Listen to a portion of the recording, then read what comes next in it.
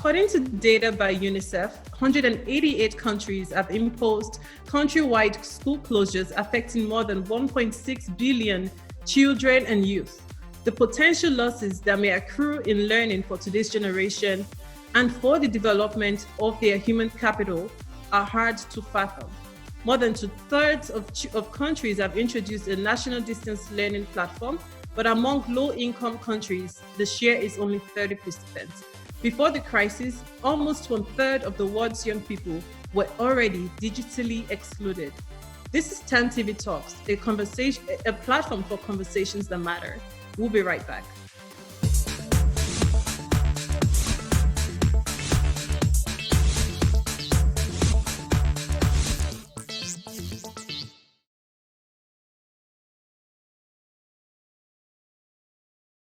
Hello and welcome to TANTV Talks. My name is Adedayo Fashanu. Today I have a co-host with me. Her name is Keoma. Hi Keoma, how are you? Hi, I'm very, very well. Thank you so much for having me join you today. It's such a pleasure. Thank you. I'm glad you're here. We have a guest. Her name is Sherrie Westin. Sherrie Westin is the president of Social Impact and Philanthropy for Sesame Workshop, the nonprofit educational organization behind Sesame Street. Hello, Sherrie. Thank you for being here with us. Hello, how are you? It's so good to see you. So good to see you both virtually. Yeah. Thank you. Yes. Thank you. I'm sorry to have you. Yeah, I'm so glad to have you join us today. Last time we saw was at the UN GN. Who would think that just a year after this is what's happening? So we have quite a bit to get into. First of all, how are you doing? How have you been doing given the COVID pandemic? Well, thank you for asking. I'm doing fine. I mean, I'm grateful that my family is healthy and we're doing the best we can, but I'm more grateful that at Sesame Workshop, we've still been able to do work to help children who so desperately need education during this pandemic. So it's quite rewarding to know that our work is still as valuable as ever, if not more so. That's the reason why we're here, to talk about how education has been affected, how children's education has been affected given the pandemic situation. So first of all, I have to say that we've seen some programmings from Sesame Street, partnership with CNN, to the ABCs of COVID, the town halls, the program has been doing. So all of that brings into the light that, Sesame Street is involved with social issues and getting kids aligned with what's going on in their local environment. So from your perspective, what are some of the initiatives that is ongoing with Sesame Street Workshop right now? Well, I think for people, probably most people are familiar with Sesame Street, at least in the US, but I think if they understand our history, what makes it so interesting is that we were started 50 years ago to see if television could teach children who didn't have the same advantages, that didn't have access to quality early learning.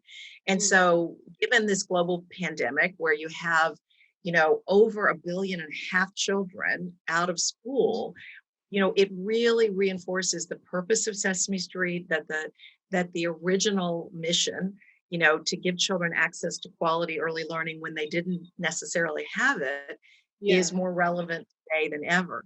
So what we've done is, both in the US and around the world, is we've used the powerful platform of media.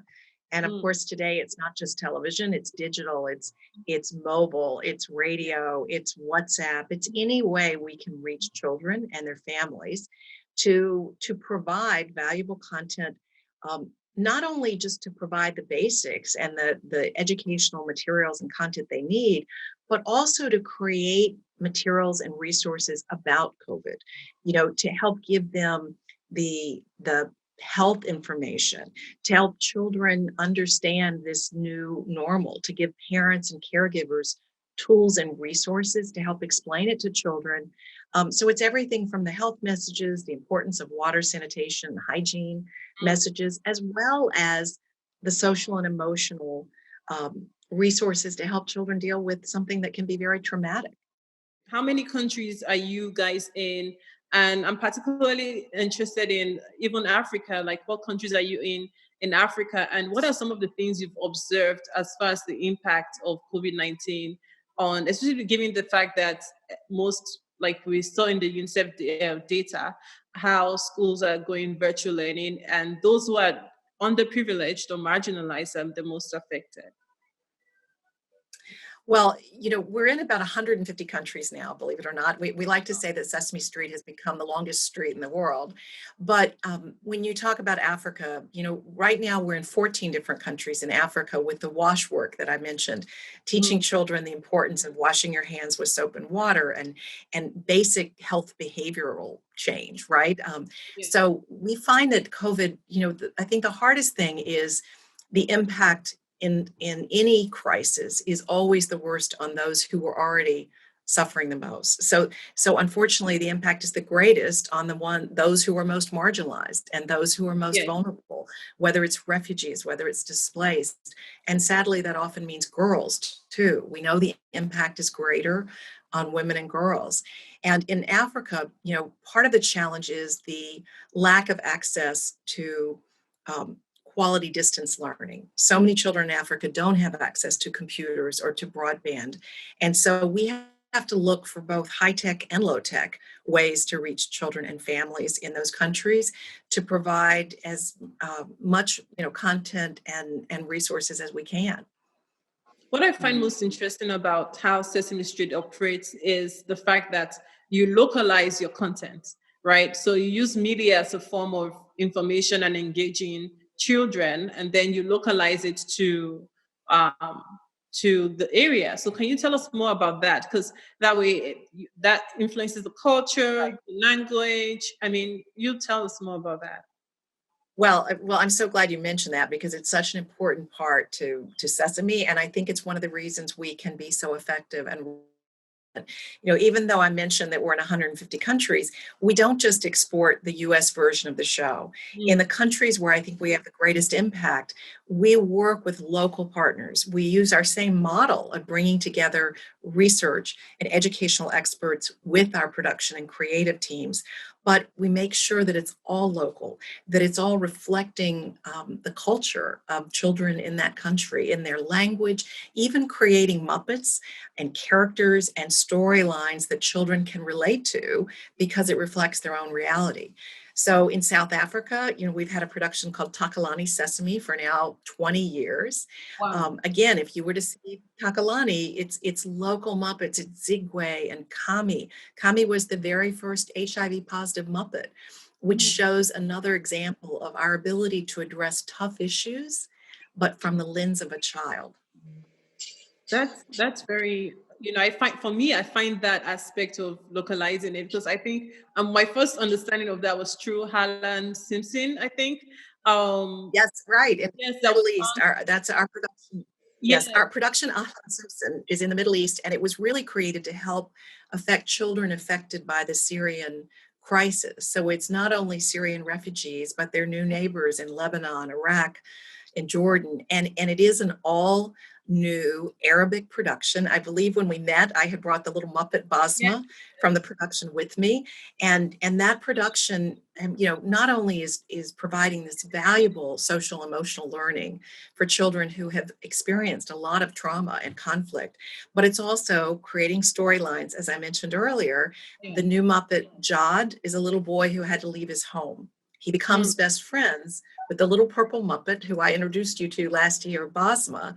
And so you see right, we're modeling acceptance and understanding and stories that those children could identify with. And we know that children learn best when they see themselves reflected on the screen. And that's so important. The history of Sesame Street, we were the very first children's show that had a multiracial cast. And that was so important 50 years ago for children who were Black and brown to see themselves on TV for the first time, to see themselves reflected. It's so important to celebrate multiculturalism, our differences, but also to help children feel less alone. Talking about culturalism, tongue twister there. The Black Lives Matter movement, right, has been going on in the US, and even all over the world, actually, not just in the US. So racism is a global issue, right? And it's something children see and probably even also experienced, right? So how has Sesame Street worked on tackling the subject of racism? Well, as I mentioned, it's something that's very true to the DNA of Sesame Street, because we've always um, celebrated diversity and inclusion, and as I mentioned, the first show to have a multiracial cast, and it's something that we've done all over the world in terms of showing differences, bringing children together, even conflict resolution in places like Israel and Palestine or Kosovo or Northern Ireland. And it's about celebrating children's identities. In the US, this has been a very difficult time in terms of racial justice and racial injustice, really. And one of the things that we've done, you mentioned our CNN specials, but we did a special on CNN to help children understand racism. And that's very direct, to go beyond just talking about diversity and inclusion and help them understand what racism is and how to stand up to racism, and to give parents the tools and the resources to understand issues with their children and how important it is to raise these issues even at a young age. So even these big issues, you're tackling big issues, but from a kid's perspective. I mean, that's really interesting. Keoma, you're going to say something? Yes, I think, first of all, I must commend you and your platform for the 50 years of really great work. I am in the Caribbean and I grew up on Sesame Street here in St. Martin. Oh, that's great. Yes, I grew up in Sesame Street. But having to hear you now, based on the impact of your content, I'm curious to know how do you gauge how effective your content is with regards to the reach of children throughout the world? Especially now in this era we're living in with the Black Lives Matter movement and gender equality, education, how do you gauge how effective your content really is? Well, thank you for that question, because you're raising questions I should have thought to already mention. But research, we have to do research, and research is another huge part of Sesame Street and always has been. So wherever we go, we start with research on what are the needs of children, what are the issues we should be addressing, not only with our educational advisors, but with our own formative research. And then when we create an initiative, we test the outcomes. We're a nonprofit organization. Most people don't realize that. We couldn't do the work we do without philanthropic support and grants, and we couldn't get that support if we weren't proving our impact. You mentioned gender and gender equity. So I'll give you an example. In Afghanistan, we have a local production called Bache Simpson, which means Sesame Garden in Dari and Pashto. And gender equity is a huge priority of that program. And so our lead Muppet is a little Afghan girl named Zari. And she wears her hijab and her school uniform and loves to go to school. So you can see that we're able to model for young girls that they can dream big and the importance of going to school. But Zari is also the favorite character of young boys. And it's equally important that we're showing young boys how important it is for girls to go to school. So to come back to my point about research, because that's a very specific goal, we test attitudes of gender equity. And for those children, and we're reaching a huge number of children in Afghanistan through radio and television, and little boys who watch test 29% higher on gender equity. And by that, I mean, they say that they think it's fine for girls to go to school and that they understand that girls should have different roles and responsibilities. So we think that's fantastic. If we can influence and inspire not only little girls, but help shape the attitudes of young boys to be more accepting and understanding and respectful of girls' roles and responsibilities, then that's a fantastic way to make a difference. Oh, I definitely like this. I love it. Again, congrats on the work you're doing. So as an organization that has been in existence for over 50 years, how is it that you transition based on the course of time? Several years ago, our society was different. Now we're dealing with Black Lives Matter, we're dealing with gender equality. How is it that you adapt into creating these content? And what toll does it really take, if so, on the organization itself and the transitions constantly? Well, again, that's a fantastic question. I think, if it weren't for the fact that we have always been experimenting, Sesame Street was created as an experiment. Every Mm, single season is a whole new season, and every mm, single season is a new curriculum. So the fact mm, that we are always looking at how can we have the greatest impact on children and what are the toughest issues children are dealing with allows us to constantly adapt and look at those issues. So it really isn't that different. Our approach is the same, um, in the sense that we look at issues from the lens of a child and mm, we address those issues in ways that are child friendly and not threatening. But we're mm. able to tackle some very difficult, hard issues. So while the issues, obviously, racial justice is a huge issue and Black Lives Matter, these are not easy things to do. We spend a lot of time, we've had several advisories already, helping to shape the content and figure out where we can make the biggest difference. But it is something we've been doing for 50 years. And I think it's why we've stayed so relevant. You know, Very good. the interesting thing, what just occurred to me is the fact that when we talk about the COVID-19 pandemic, for instance, right, it's something we see, it's something the world fears, it's something that there's a sense of urgency to it, But then when you look at other things that have been going on, right? For instance, in conflict regions, the refugee crisis, Syrian crisis, for instance, or the conflict that the Boko Haram conflict, that's a pandemic in its sense, right? Or in itself, that people don't, the world doesn't know about it. The world doesn't feel a certain sense of urgency to tackle. Do you understand? And with Sesame Street, you guys have been solving pandemics and epidemics in your own way and putting children at the center of that.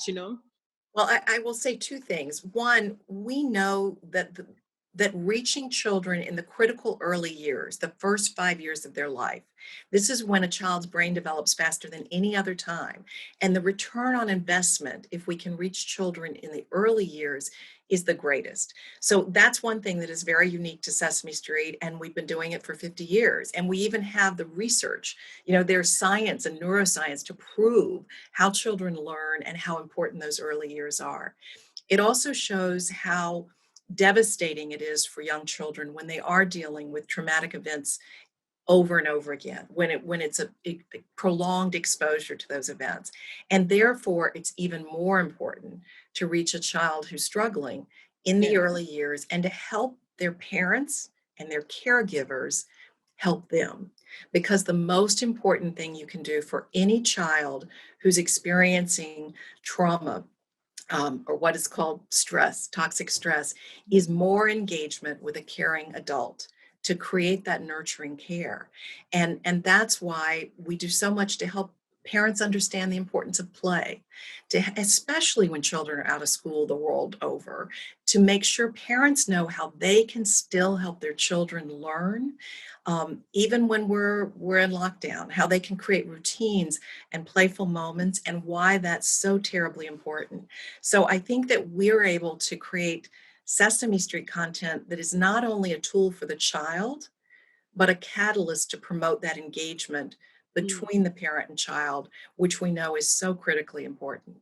How receptive, based on the engagement for the children, for the parent and the child, how receptive, seeing that you're multicultural, how receptive are the parents when it comes to engaging their children? Listen, I think one of the great things is that Sesame Street has always tried to appeal to adults as well as children. And I've often said that I think the creators of Sesame Street, Joan Cooney and her colleagues, were so brilliant and so prescient because 50 years ago, she decided that if an adult were watching with a child, that the learning would be greater. And that's Mm. why she had celebrities and musicians Mm. and humor and parodies and Jim Henson with the Muppets, because she wanted the show to appeal to adults as well as children. So we've found the world over that that model does allow us to continue to appeal to adults. And that makes us so much more effective in engaging both the adult and the child. And that's the same model we use when we create local content. I mean, if you look at Ahan Simpson, which we mentioned with Basma and Judd, there's also a little Muppet that's a little goat, mezuzah, who eats everything round. So there's all sorts of like playful comedy and things that adults can enjoy with a child. And I dare say that's not the case with all children's shows. Definitely not the case. I want us at this point, I have a surprise, well, not really a surprise, but a guest in the house. And since we touched on, the conflict regions and the work that Sesame Street has been doing within the refugee, and other humanitarian cases. There's a young man, his name is Christian Acheleke. He is a piece, well, there is, but he's someone that started an initiative to solve the problem of education in Cameroon and within the conflict region. I'm going to let him in and share with you some of the things that he has been doing. And just knowing that I was going to have this conversation with you, I thought of him and I was like, you know what, I will have to bring him on the show. So, hi, Christian, how are you? Thank you very much. I'm doing very great, and it's a pleasure to join this conversation. Christian, can you share with Sherrie some of the things you're doing? Because I just thought it's just to highlight the work of a young person doing something within the education spectrum. I thought you'd be a great addition to this conversation. Thank you very, very much. And I would like to start by saying that growing up as a child, Sesame Street is one of the animated cartoons that we watched. And that's great. When I spoke today with you and you talked about it, and I was like, wow, this is something which we used to rush to our friend's home to watch because we connected. Where were you growing up? Where were you watching? I was growing up in Cameroon.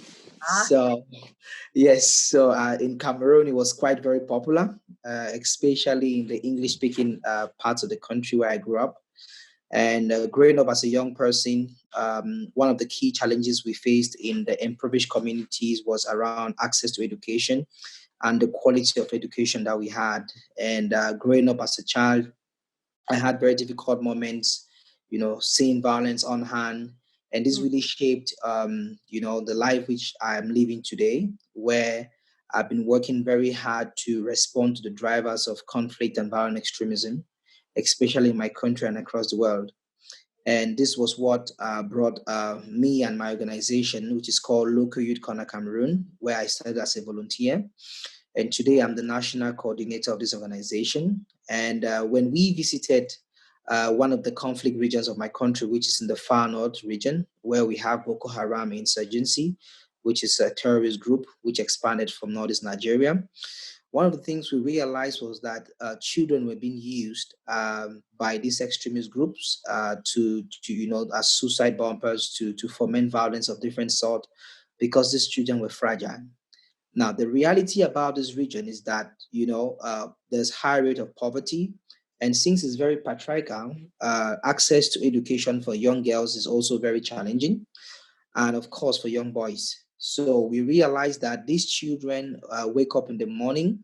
Many of them are orphans because, their parents have either been killed by the terrorist groups, and they have run for, very long distances to find themselves in a place where they could only go on the streets to beg. Wow. And they beg in the morning, and in the evening they come and just sleep in what they call the almajiri. Almajiri is like a home where these kids will sleep. It's like an orphanage, but it's run by a Quranic teacher. And the only thing they learn is the Quran. And sometimes these Quranic teachers use, purported preaching to radicalize these kids. And they've been recruited by this group. And that's why if you've read about the case of Boko Haram, they use young girls a lot for suicide bombing. Tell us about the school. Tell us about the school. Yeah, and it was on this basis that we decided to initiate this program called the Salam Initiative.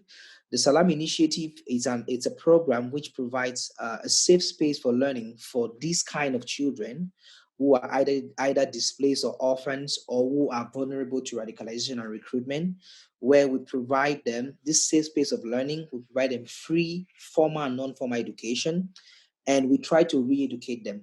You have 120 kids that you've worked with? Yes. So far, we have 120 kids in this program. Now, this is not as formal as you might think, because we started with no budget. We started with the belief that we could do this, and no support from government. And we started under the sun. This region is very hot. But as we speak, the community helped us to build a grass herd. We have 120 of these kids. And just to tell you about our monitoring and evaluation, the first few weeks of this program, when we spoke to these kids, many of them wanted to become military or soldiers because they really wanted to pay back those who killed their parents. But for the past 2 years that we've been working with them, we've experienced a change in their perception. Many of them want to become doctors, they want to become teachers, and we support them a lot around mental health and their well-being. Cut you short now. We have to go back to Sherrie, Okay. but thank you for sharing that. Sherrie, what do you think about what Mr. Christian is doing? Well, I think it's of course fantastic. I'm curious though, is your school open right now, or has COVID had a tremendous impact? I'm curious how that has impacted you in your efforts. We are not open. We are not open at the moment because of COVID. We had to close, and it was much more challenging because it made these children more vulnerable because they actually had found a safe space for learning and engaging with their peers. So for now, we are closed, and we are hoping that we could start soon. And we are trying to mobilize resources to make this possible and to also ensure that they are protected. Well, I wish you all the best. I so applaud what you're doing. It's so important. I mean, obviously we would believe this at Sesame, but I think education is the answer to all of these issues. It's ultimately about being able to give all children the opportunity for real education. And on that note, we have 1 minute left before we have to wrap up, but I just want to say thank you to Sherrie for being a guest. Obviously, you answered it all, Sherrie. Education is really the key to, every other thing we can think of, because if you train them young and shape their minds, it impacts the future. Do you have anything to close us with, Sherrie, before we go? And there's so much, I wish you could go into more, but we don't have that much time. But I'm so grateful for this 30 minutes that we spent with you. Well, thank you for including me. I'm very, very happy to see you again, even if virtually. And I do think that, when we look at this terrible time and this pandemic, we don't always think of children when we think of COVID because they're not as vulnerable to the disease in terms of health.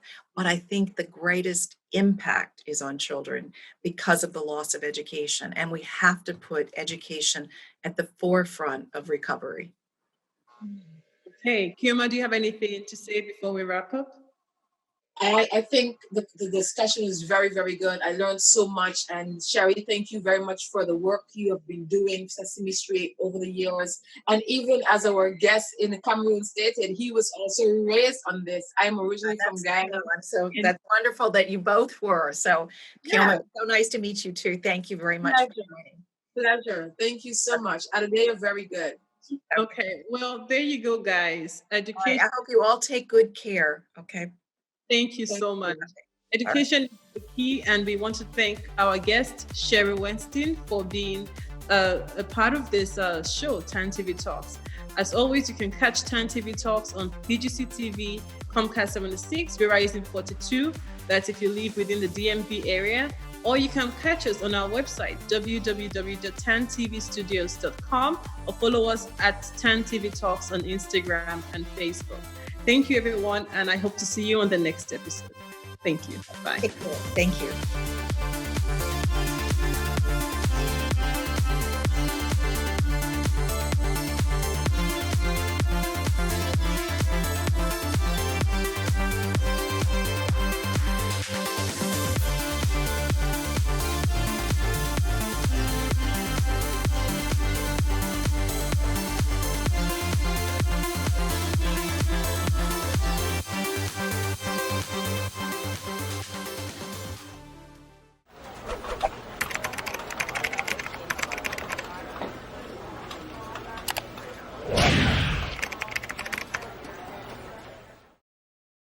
Oscar the Grouch here to tell you, to wear a mask out in public around other people. Sure, it'll keep you healthy, but more importantly, I won't have to see your happy, smiling face. And if you don't want to wear a mask, I've just got one thing to tell you. Scram! Go away! caring for each other because we are all in this together. So wear a mask and have a rotten day, will ya?